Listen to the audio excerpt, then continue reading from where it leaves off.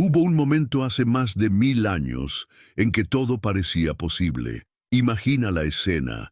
Un grupo de guerreros nórdicos cubiertos de cota de malla observa desde sus barcos las murallas doradas de Constantinopla. El sol del Mediterráneo ilumina sus hachas mientras contemplan por primera vez la ciudad más rica del mundo conocido. Han navegado por ríos rusos, cruzado el Mar Negro, sobrevivido a tormentas y batallas. Frente a ellos, una metrópolis inmensa, rebosante de oro, seda y tesoros inimaginables, y sin embargo, nunca la tomaron. Esta es la historia de cómo los vikingos llegaron hasta las puertas del Imperio Bizantino y por qué jamás lograron conquistarlo. Un enigma que mezcla poder militar, astucia diplomática y realidades geopolíticas. Porque la verdad es que lo intentaron todo para lograrlo, menos una cosa. Pero antes de revelar ese factor decisivo, necesitamos entender quiénes eran realmente estos protagonistas. Mucho más que simples saqueadores salvajes, los vikingos eran navegantes magistrales, comerciantes astutos, mercenarios codiciados y guerreros temibles. Dominaban las rutas fluviales de Europa Oriental, controlaban el comercio del ámbar y las pieles, y se atrevieron a desafiar imperios que otros ni siquiera osaban mirar. Establecieron rutas comerciales en Rusia, sirvieron como guardias en Bizancio y llegaron hasta el Caspio.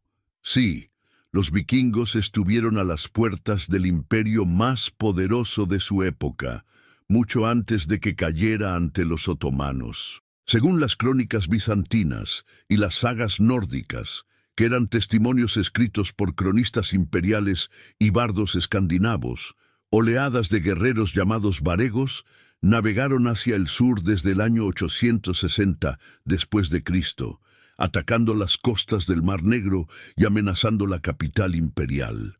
El primer gran asalto se llamó el ataque de los Rus, aunque algunos historiadores debaten si eran verdaderamente escandinavos o eslavos nórdicos ya mezclados. Durante décadas se pensó que era pura propaganda imperial, pero los hallazgos arqueológicos lo confirmaron todo.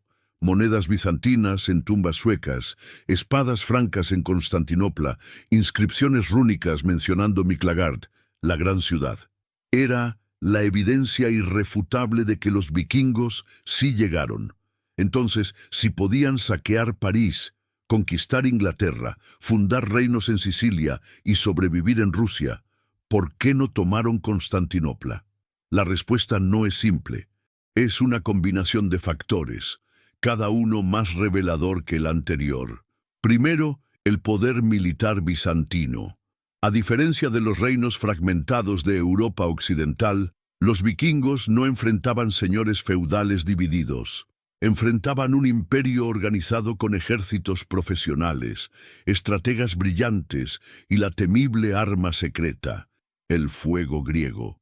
No existía un imperio bizantino debilitado esperando ser conquistado. Sus legiones seguían siendo formidables. No podían simplemente desembarcar y arrasar como hacían en las costas inglesas o francesas.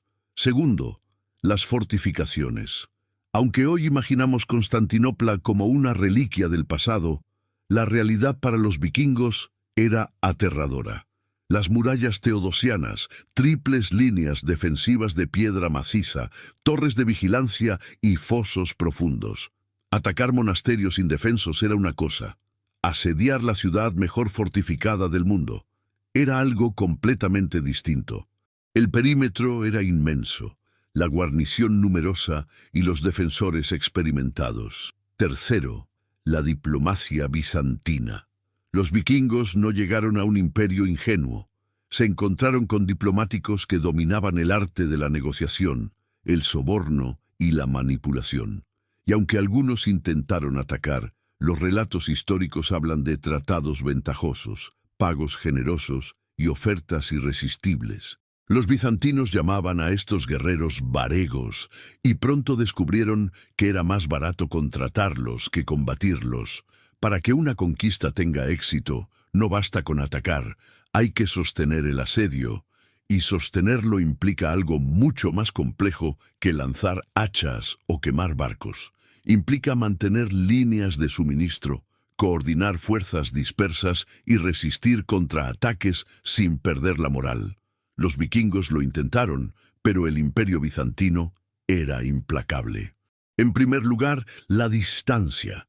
Los puntos de partida vikingos en Escandinavia o incluso en Kiev estaban a miles de kilómetros de Constantinopla. Cualquier expedición, por grande que fuera, podía convertirse en una trampa mortal. Una flota bizantina podía cortar la retirada, bloquear los Dardanelos o hundir los Drakars. Y en el norte, sus propias bases también enfrentaban amenazas constantes. No había un respaldo confiable, estaban expuestos. La tecnología tampoco favorecía a los invasores. Las sagas nórdicas hablaban de murallas impenetrables, pero eso pudo haber sido una excusa para justificar el fracaso. En realidad, Constantinopla tenía defensas activas, catapultas, balistas, arqueros entrenados. Las tácticas vikingas de asalto rápido eran inútiles contra fortificaciones de piedra. Los barcos ardían, los guerreros morían antes de alcanzar las murallas y el fuego griego convertía el agua en infierno. Los defensores bizantinos tampoco vieron a los vikingos como conquistadores inevitables. Aunque las crónicas mencionan algunos asedios temibles, los encuentros fueron mayormente comerciales o mercenarios. Los bizantinos conocían sus propias fortalezas mejor que nadie. Eran maestros de la guerra defensiva, expertos en logística, navegantes del Mediterráneo y protectores de su imperio. Para los vikingos fue una revelación brutal, no solo porque no lograban penetrar las defensas, sino porque comprendieron que cualquier intento de conquista sería respondido con fuerza abrumadora. Los vikingos no eran conquistadores en el sentido imperial. No buscaban anexar provincias, imponer administraciones o cristianizar paganos por la fuerza. Eran oportunistas. Buscaban botín, gloria personal, nuevas tierras. Su mentalidad era la del guerrero individual, no la del general estratégico. En Bizancio encontraron riqueza, sí, pero obtenerla mediante el comercio o el servicio militar resultó más rentable que intentar tomarla por la fuerza. Servir en la Guardia Varega, la élite imperial, ofrecía oro, prestigio y aventura sin el riesgo de un asedio suicida. Además, la adaptación cultural fue crucial. Mientras otros vikingos mantenían sus costumbres en tierras conquistadas, los que llegaron a Bizancio descubrieron una civilización superior en muchos aspectos. Aprendieron griego, adoptaron tácticas bizantinas, algunos hasta se convirtieron al cristianismo ortodoxo, pero este imperio milenario tenía reglas propias y los nórdicos supieron respetarlas. Otro factor decisivo fue la superioridad naval bizantina. Aunque los Drakars eran extraordinarios en ríos y costas, no fueron diseñados para batallas navales a gran escala en mar abierto. Los dromones bizantinos eran fortalezas flotantes con fuego griego, arqueros y espolones de bronce. Cada enfrentamiento naval era desastroso para los vikingos. Y por encima de todo estaba el factor económico. Imagina arriesgar toda tu fuerza militar contra el imperio más rico del mundo, sabiendo que podrías conseguir el mismo oro mediante el comercio o el servicio. La lógica vikinga era pragmática. El costo de conquistar Constantinopla superaba cualquier beneficio potencial. El espíritu de conquista empezó a transformarse en colaboración cuando el oro fluyó, cuando los guerreros se volvieron guardias imperiales, cuando el comercio ofreció más que el saqueo. El sueño de una Constantinopla vikinga nunca existió realmente. No fue una ambición frustrada, fue una evaluación realista de posibilidades.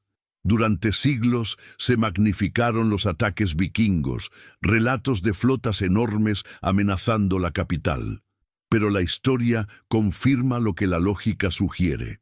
Los vikingos llegaron a Bizancio y no solo llegaron, comerciaron, sirvieron, se enriquecieron, aprendieron, pero también reconocieron sus límites, eligieron la cooperación sobre la confrontación.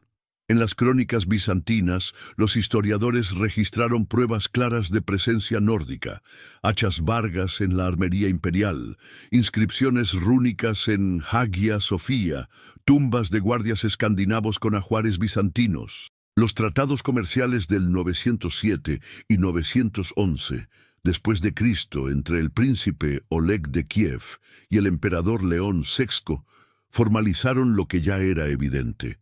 Y aunque hubo ataques posteriores, hasta hoy no existe evidencia de un intento serio y sostenido de conquista total.